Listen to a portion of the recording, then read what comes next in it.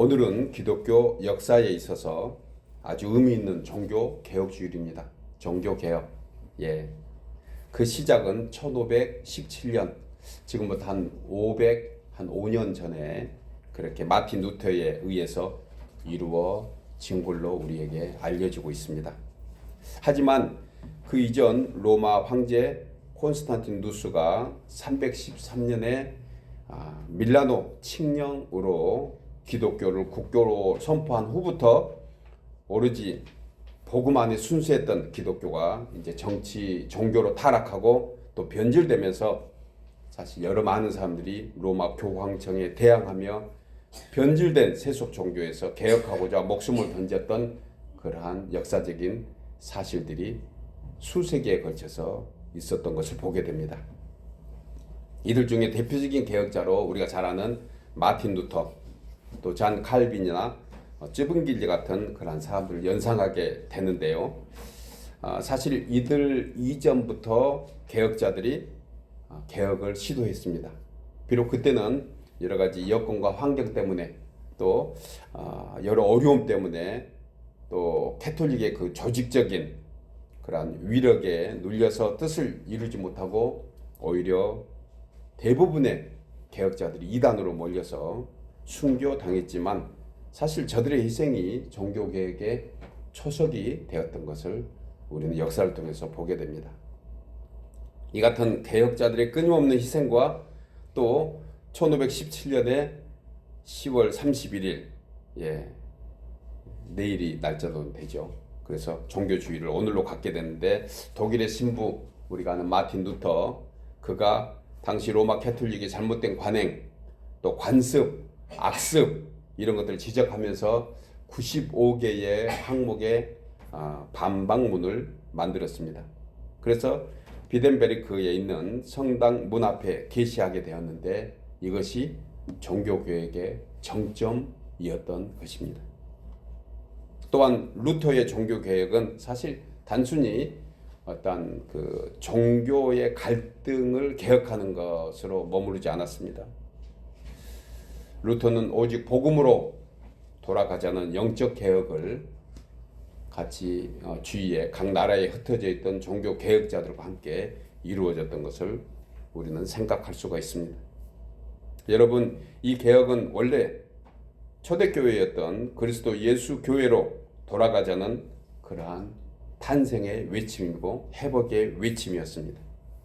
많은 사람들은요, 오늘날 개신교가 기독교에서 분리되어서 무슨 새로운 교파가 생긴 것처럼 그렇게 알리고 또 그렇게 보는 사람들이 주위에 많이 있습니다.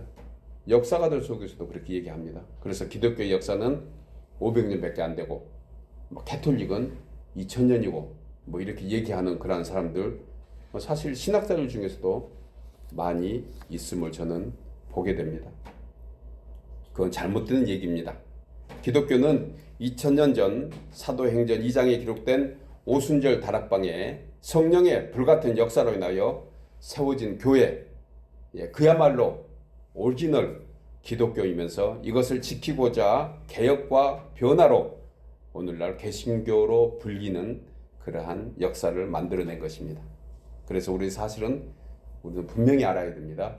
캐톨릭이 변질된 종교이고 오늘날 이 개신교, 이것은 원래 뿌리를 찾아서 회복되어 가는 거다. 그래서 원래 줄기는 그 종교적으로 분리하면 개신교, 지금 기독교가 원래 종교고 원래 하나님 원하시는 교회고 그 외에 타락하고 변질돼서 가지치게 한 그러한 종교가 바로 캐톨릭이라는 것을 우리는 확실히 알아야 합니다. 따라서 오늘날 개신교회들은 그 당시 종교 개혁을 넘어서 사도행전 2장의 말씀과 기도로 전념하는 것, 이것이 개혁의 주된 목적이고 그 다음에 그렇게 이루어져야 합니다. 당시 120문도에게 임한 성령의 역사로 세워진 주님의 교회, 또 그 신학적 의미와 가치를 보존하면서 사실 지금도 세속해 되어가는, 내일 새로운 참으로 그 기신 문화, 변질된 문화, 또 이런 것 때문에 할로윈이네, 또 사자의 날, 멕시코에서도 11월 1일이 망자의 날이라고 그래가지고 그 죽은 사람들을 이렇게 숭배하고 우상시하는 그러한 행사가 전 세계적으로 이런 잘못된 어떤 관행들, 참으로 밑도 끝도 없는 이런 전설 같은 얘기들이 생겨서 오늘날 많은 사람들 지구촌의 곳곳을 참으로 어렵게 만들고, 지난주에 있었던 그 이태원의 사건도 사실 이런 맥락에서 우리가 한번 생각을 해볼 필요가 있습니다. 정말 이것은 하나님이 주신 어떤 계시적인 메시지라고 생각합니다. 제 아내하고 같이 그 뉴스를 보면서 경악을 금치 못했습니다. 그리고 또 이런 얘기를 하더라고요. 아니, 우리의 종교 순수한 그러한 한가위라든가 또 설 명절이라든가 이런 좋은 어떤 명절들은 희미해져 가고 그냥 사람 노는 것으로 불과하고, 그야말로 우리 집사님 기도하신 대로 거의 10만이 넘는 인파가 그 좁은 골목길 좁은 곳에 모여들어 가지고 결국은 그런 참사에 이르게 한다는 것은, 이것은 오늘날 우리에게 주는 정말 성령의 메시지인 것을 우리가 생각하지 않을 수가 없습니다. 틀림없이 그런 메시지인 것을 다시 한번 생각하면서 우리는 정말 이 세상을 본받지 말아야 되고, 이 세상의 문화에 휩쓸려서 무엇이 옳은지 무엇이 그른지 정말 알 수 없는 이 세상 속에 우리는 분명한 어떤 가치관과 신앙의 목표로 우리는 개혁을 이루어 나가야 하는 것입니다.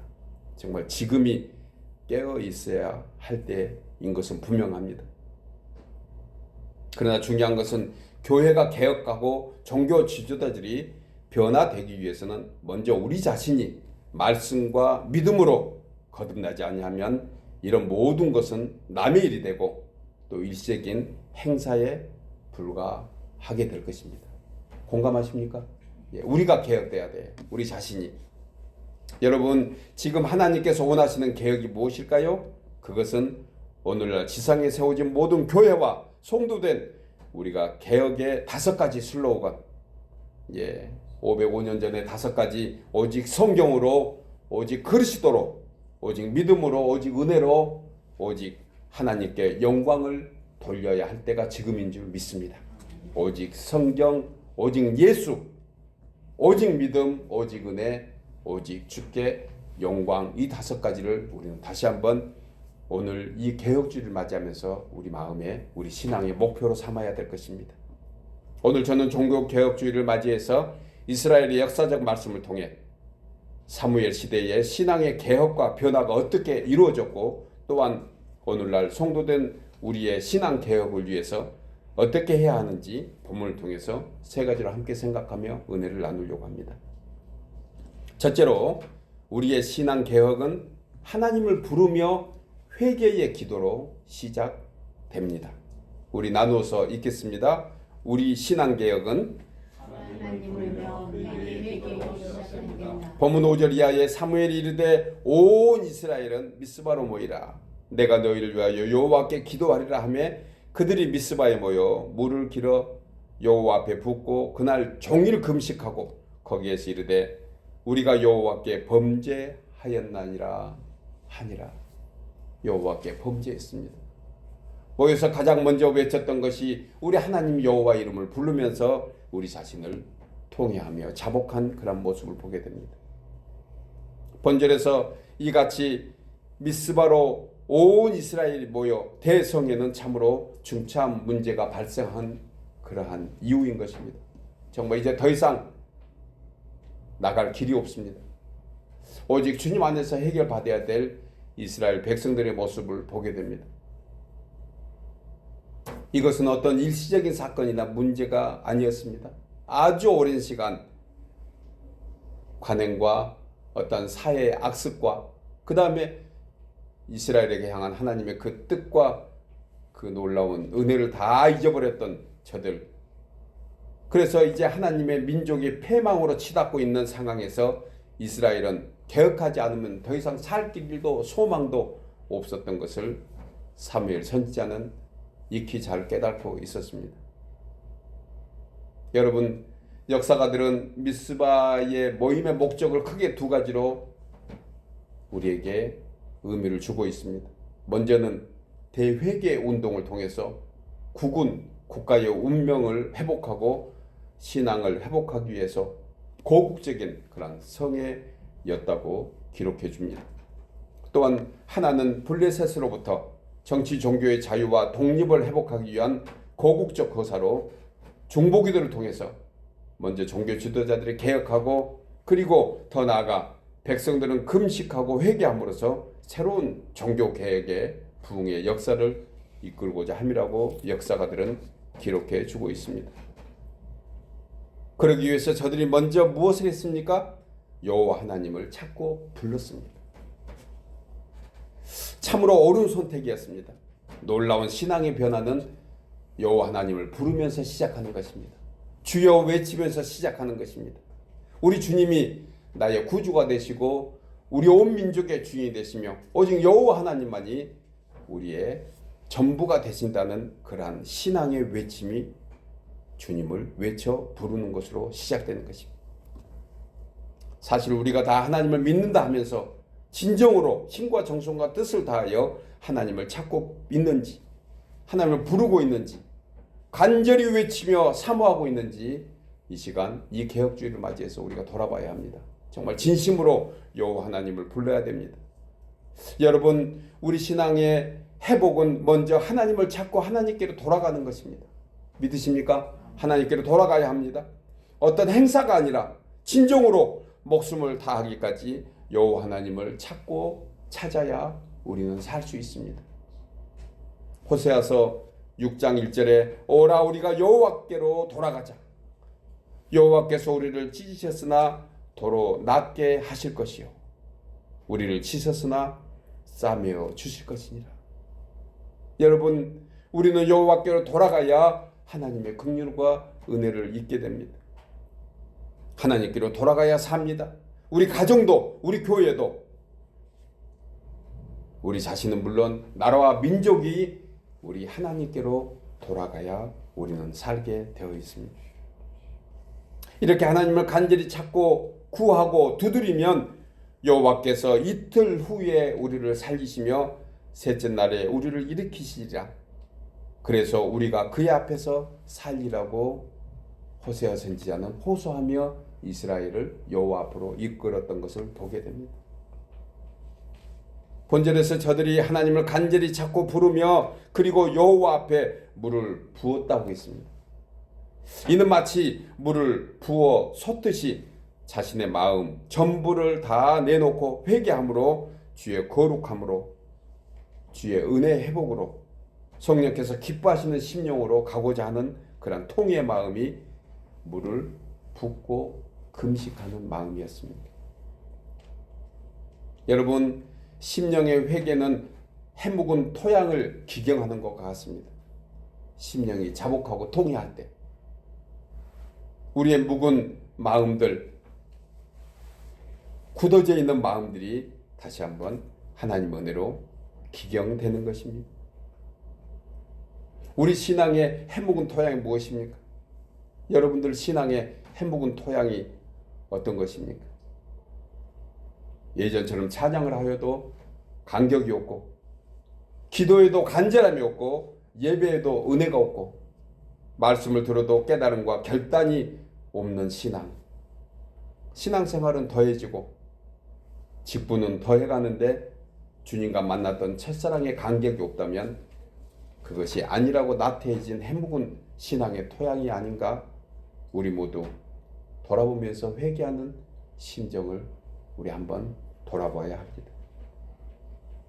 여러분, 농부가 해가 바뀔 때마다 포도나무에 넝쿨을 달라주고 과실나무에 해묵은 가지를 제거해 주는 이유가 무엇입니까? 새순에서 좋은 열매가 맺기 때문입니다. 묵은 가지에서, 묵은 나무에서는 결코 좋은 과실이 맺지 않습니다. 그래서 농부는 때가 되면 가지치기를 해주고 새순이 돋게 합니다. 우리 신앙에도 마찬가지인 것입니다. 우리 신앙도 매일 똑같은 신앙의 패턴을 가지고는 우리는 해묵을 수밖에 없습니다. 고목이 될 수밖에 없습니다. 거기에는 결코 좋은 성령의 열매가 맺을 수가 없는 것입니다. 그래서 성령께서 말씀하시기를 늘 새롭게, 늘 새롭게, 늘 새롭게를 성령께서 우리 마음에 주시는 이유가 바로 그것인 것입니다. 매일 새롭게 거듭나지 아니하면 알게 모르게 쌓인 죄가 어느 사이에 우리를 묵은 땅으로 만들어 버리는 것을 우리는 생각합니다. 여러분, 우리는 다시 한번 여호와 하나님을 진심으로 부르면서 주 앞에 자복하고 구원의 하나님께 돌아가야 하는 줄 믿습니다.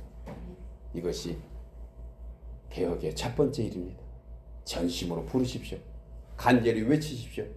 그리고 우리의 묵은 땅의 심령에 하나님께서 기경으로 새롭게 해달라고 외침이 우리 모두에게 있기를 소원합니다. 사랑하는 여러분, 우리 신앙의 개혁은 우리 영혼의 정결함을 위해서 알게 모르게 지은 모든 죄를 자복하며 통회하는 마음으로 하나님 아버지를 간절히 찾고 구하여 신앙의 개혁을 이루어나가는 우리 모두 되기를 주의 이름으로 축복합니다. 두 번째로 우리의 신앙 개혁은 하나님 앞에 거룩하고 온전한 예배로 완성됩니다. 우리 나누어 수 있겠습니다. 우리의 신앙 개혁은 본문 9절 이하의 사무엘이 젖먹는 어린 양 하나를 가져다가 온전한 번제를 여호와께 드리고 이스라엘을 위하여 여호와께 부르짖음에 여호와께서 응답하셨더라. 그리고 이어지는 10절에 사무엘이 번제를 드릴 때에 하나님 앞에 제사할 때, 예배 드릴 때 라고 말씀합니다. 번제는 제물을 불로 태워서 남김없이 드리는 희생제사를 의미합니다. 이것은 어린 양 하나를 온전히 화제로 불살라 드렸을 때 하나님께서 이 화제의 제사, 불로 태워서 드리는 그 향기를 주님이 기뻐 받으신 것입니다. 여러분, 제사장 사무엘이 이스라엘의 율법에 따라서 순양의 번제물, 흠없는 일련된 순양을 드려야 되는 것을 사무엘이 모르지 않았을 것입니다. 그는 잘 알고 있었습니다. 그런데 오늘 본문에서 어떤 양을 드렸습니까? 젖먹는 어린 양입니다. 이제 태어난 갓 어린 양. 이것은 무엇을 얘기할까요? 하나님 앞에 번제로 드린 것은 순수했던 처음 신앙으로 돌아가기를 그는 이 제물 속에 우리에게 가르쳐 주고 있는 것입니다. 순수했던 처음 신앙.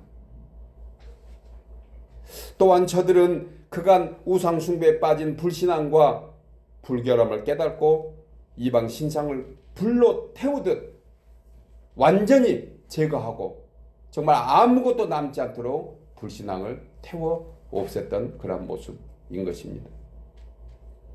이러한 순수함으로 돌아가려고 하는 회개가 결국은 블레셋과 그리고 이스라엘을 새롭게 거듭나게 하는 그러한 은혜를 주님이 허락하신 거예요. 그 당시에 이스라엘은 블레셋을 이길 만한 아무 능력도 없습니다. 국가의 조직은 엉망이 되었고 그리고 저들은 아무것도 할 수 없는 그야말로 무방비 상태에서 블레셋이 공격하면 생명을 보존하는 것조차 힘든 그 당시에 여호와 하나님께 기도함으로 그 모든 지경에서 승리하며 이길 수 있었던 것을 보게 됩니다. 순수한 신앙의 회복은 우리의 모든 문제를 해결해 주는 가장 근본이 되는 줄 믿습니다. 여러분, 왜 요즘 좀 답답한 일이 있습니까? 다시 돌아가야 합니다. 순수했던 그때. 여기 계신 분들은 그 첫사랑이 분명히 모두에게 있을 것입니다. 그 아름다운 시절. 하나님과 직접 대면하면서 정말 그 모든 것들을 주님께 말씀드리고 그 모든 것을 주님 앞에 응답받았던 그러한 순수한 신앙. 이 순결한 어린 양처럼 새롭게 거듭나기 위한 간절한 그러한 외침이 예배 가운데 있어야 하는 것입니다. 여러분, 하나님께 드리는 온전한 예배에는 이처럼 희생이 동반되어야 합니다. 옛사람, 옛모습, 자아는 번제로 태워드려야 합니다. 옛사람 붙들고 없습니다. 과거의 지난 일 때문에 현재를 불행하게 미래를 소망 없이 살 이유가 없습니다. 다 태워 없애야 되는 것이. 하나님께서 기뻐 받으시는 예배는 온전히 아낌없이 남김없이 힘과 정성을 다해서 드리는 희생의 예배를 주님은 기뻐 받으시는 줄 믿습니다. 예배를 위해서 힘을 완전히 쏟아요. 그래야지 하나님이 새로운 힘을 주십니다. 로마서는 16장으로 되어 있습니다. 이 16장을 크게 두 단락으로 나눌 수가 있는데 1장에서 11장까지 그리고 12장에서 16장까지로 나눌 수 있습니다. 11장까지 전반부는 교리에 해당됩니다. 교리. 그리고 12장부터 성도의 새 생활에 관한 말씀을 해주고 있는 것입니다. 그런데 사도 바울은 로마서 12장을 시작하면서 첫 단어를 이렇게 씁니다. 그러므로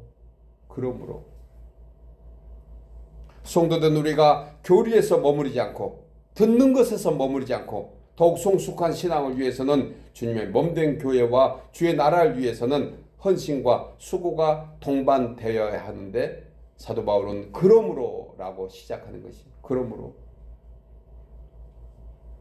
너희 몸을 하나님이 기뻐하시는 거룩한 산 제물로 드리라. 이는 너희가 드릴 영적 예배니라. 그동안에 알았던 교리의 어떤 율법이라 할까요? 교리에 대한 말씀들, 말씀의 완성의 시작은 영적 예배로 시작한다는 것입니다. 그러므로 하나님께 예배드리고, 여러분 오늘날 예배의 5가지 요소를 찬송과 기도와 말씀과 예물 드림과 축복이라고 그렇게 나누어서 우리는 하고 있습니다. 이 형태를 크게 나누면 드리는 것과 받는 것으로 나뉩니다. 우리가 하나님을 예배하는 가운데 받는 것은 무엇입니까? 말씀과 축복을 받는 거예요. 그렇다면 드리는 것은 찬송과 기도와 예물인 것입니다. 이것이 오늘날 온전히 예배 하나님께 드리는 그런 요소인 거예요. 찬송과 기도와 말씀, 그리고 예물 드림과 축복, 이 속에는 하나님께 드리는 예배 요소가 있는 것을 생각해야 됩니다. 따라서 예배의 예물은 곧 희생을 말씀합니다. 레위기 1장에서 제물에 관하여 구체적으로 말씀하신 것을 보게 되는데 정결한 것은 가장 소중하고 귀한 것으로 드리라고 하는 것이에요. 사실 여기서 정결한 의미는 가장 소중한 것을 얘기하는 것입니다. 마리아가 향유옥합을 깨트려서 자신의 전 소유, 전부인 것을 깨트려서 드린 것처럼 예배는 그와 같은 희생이 필요한 거예요. 이것을 주님은 기뻐하십니다. 이 모습을 보고 주님이 뭐라고 칭찬하셨습니까? 내 말씀이, 내 복음이 가는 곳마다 이 여인이 하는 것을 전하게 하라. 이런 희생이 필요한 거예요. 여러분, 왜 하나님께서 과부의 두렵돈을 주님이 기뻐하셨을까요? 그것은 그 과부에게 전부를 드렸기 때문에 그래요. 부자가 드리는 더 많은 예물보다 하나님은 과부의 두렵돈을 기뻐하셨던 것을 우리는 압니다. 이것은 전적으로 드리는 거예요. 온전히 드리는 것입니다. 예배는 아낌없이 드리는 것입니다. 예배는 최선을 다해서 드리는 것이에요. 여러분, 성도된 우리에게 하나님께 드리는 예배는 생명 그 자체가 되어야 합니다. 인생의 승패도 삶의 행복도 예배에 달려있기 때문에 그렇습니다. 한 주간이 삶의 예배로 삶이 시작합니다. 예배를 어떻게 드렸느냐, 그리고 예배를 통해서 받은 은혜에 우리 한 주간의 삶이 승리하느냐 어려운가 하는 것에 달려있다는 것입니다. 여러분, 주일은 한 주간을 지낸 후에 드리는 것이 아닙니다. 주일은 한 주간의 끝이 아니에요. 주일은 한 주간의 시작입니다. 그래서 달력 표기를 보면 압니다. 예전에 60년대만 하더라도 달력의 표기가 썬데이, 일요일, 이것이 맨 뒤에 있었던 적도 있습니다. 기억하십니까? 저는 그 달력이 기억이 나거든요. 맨 뒤에 빨간색, 그리고 그 앞에 토요일이 파란색으로 해가지고 월요일이 첫 번째 시작하는 걸로 그렇게 되어 있는 달력들이 꽤 많이 있었습니다. 제가 이 달력 캘린더 변천사 자료를 보다가 그 이전에는 물론이고 1960년 한국 최초의 대형교회라고 하는 영락교회 달력을 보게 됐습니다. 그 달력에 일요일, 오늘날 우리에게 주일 표기가 어디가 있었을까? 맨 뒤편에 있더라고요. 뭐 이것이 그렇게 중요한가 하는 분들도 있겠지만 저는 정말 중요한 의미가 있다고 생각합니다. 우리 삶의 우선순위가 어디에 있는가? 이 교훈이 바로 있기 때문에 그렇습니다. 더더구나 교회 달력에 주일이 맨 뒤에 표기되어 있다는 것은 이것은 정말 그 당시에 앞에 있는 표기도 분명히 달력도 있었는데 그 교회가 그것을 미처 중요하게 생각하지 않았는가 하는 생각을 해보게 됩니다. 그런데 언젠가부터 맨 앞에 그것도 빨간 표기로 표기되기 시작했습니다. 이것은 참으로 신기한 달력의 혁명입니다. 누가 그렇게 영향을 주었는지 알 수는 없지만 오늘날 전 세계인이 쓰는 칼렌더, 핸드폰 여러분 켜보십시오. 그러면 주일은 맨 앞에 있습니다. 놀랍지 않습니까?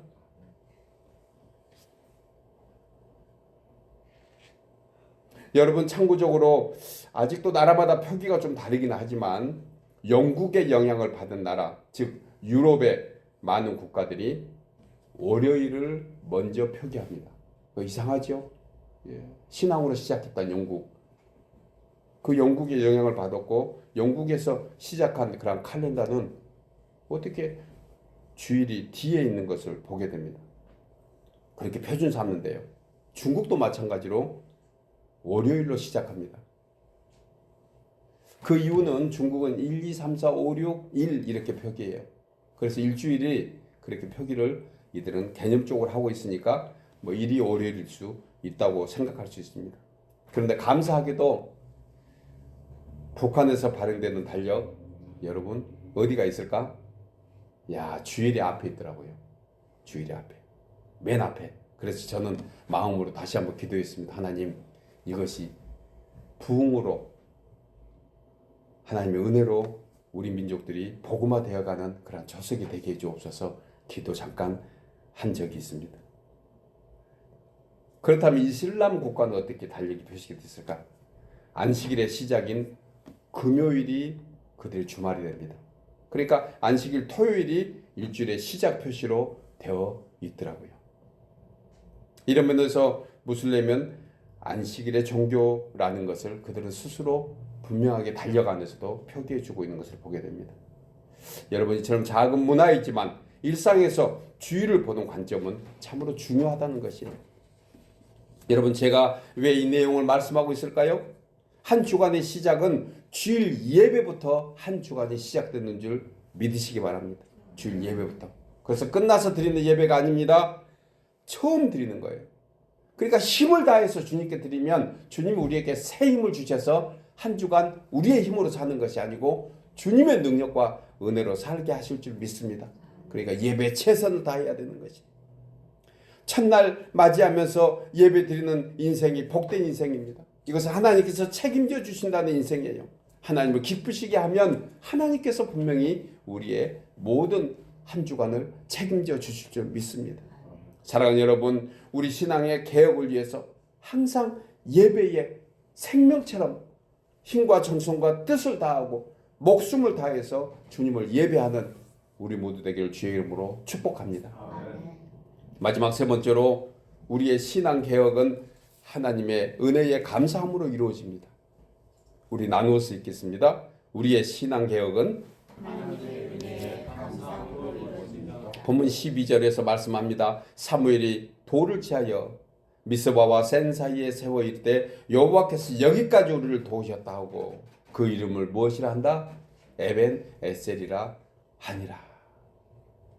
사무엘은 본절에서 이스라엘의 온 백성에게 에벤에셀의 하나님을 선포하는데 에벤에셀이라는 뜻은 도움의 돌이라는 그러한 의미를 담고 있습니다.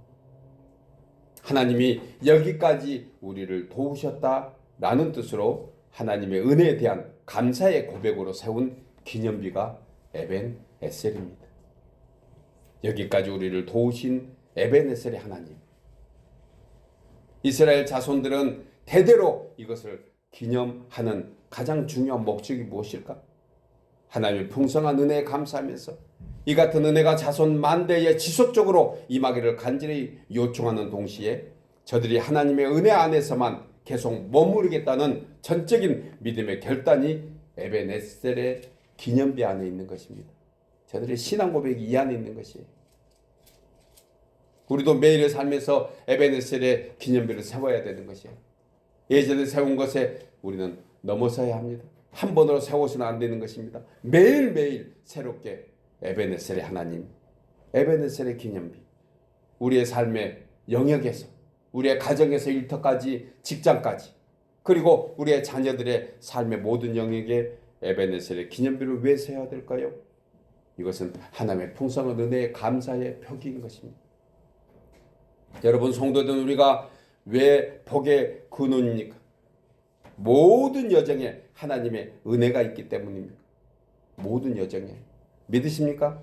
때로는 우리의 소원대로 잘 되는 그것도 정말 귀한 은혜인 것입니다.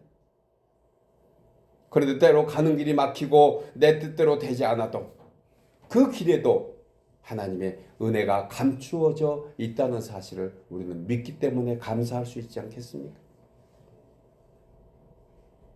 다윗은 이 같은 하나님의 은혜를 참으로 잘 알고 있었습니다.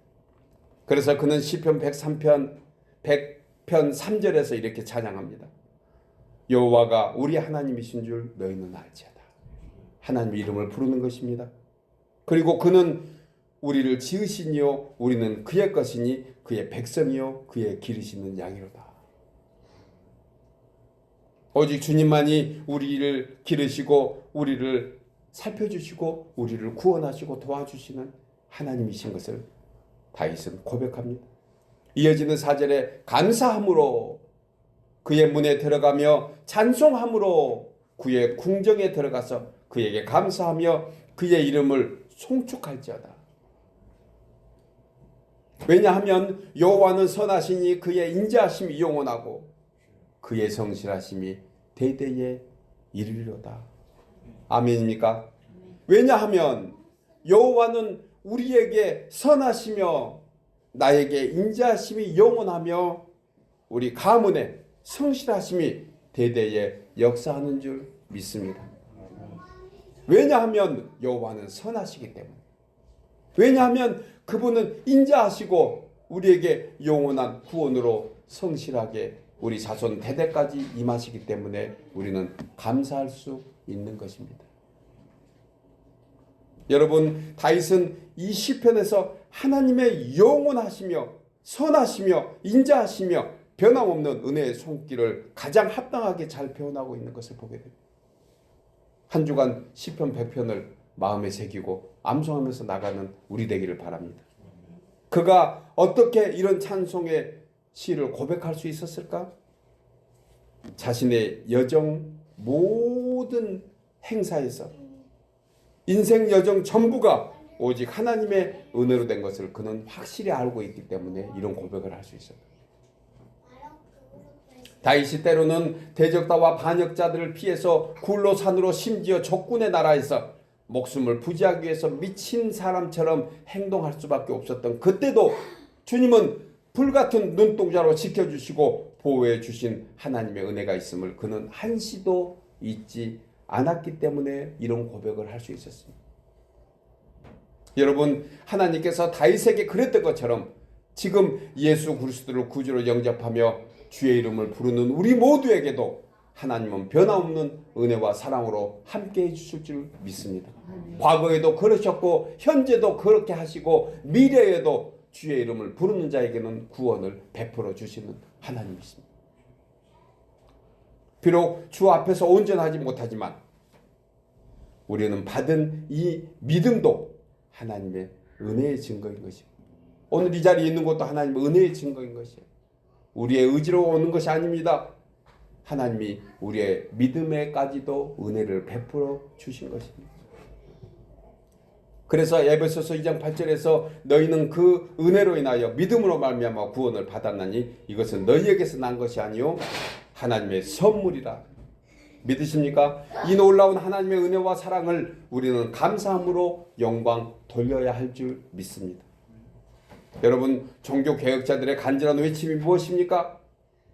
솔라 그라티아, 솔라 그라티아, 오직 하나님의 은혜였습니다.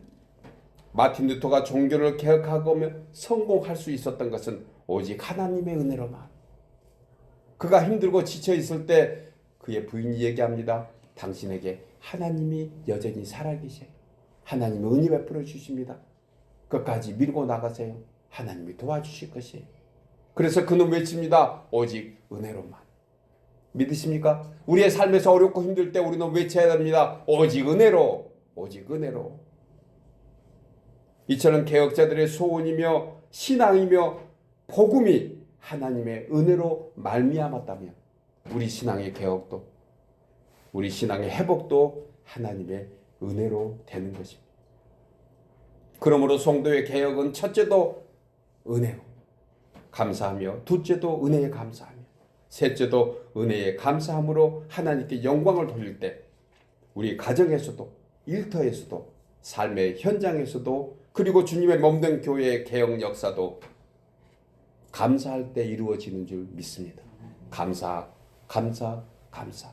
감사가 우리 신앙의 회복이고 우리 믿음의 개혁이 되는 것입니다.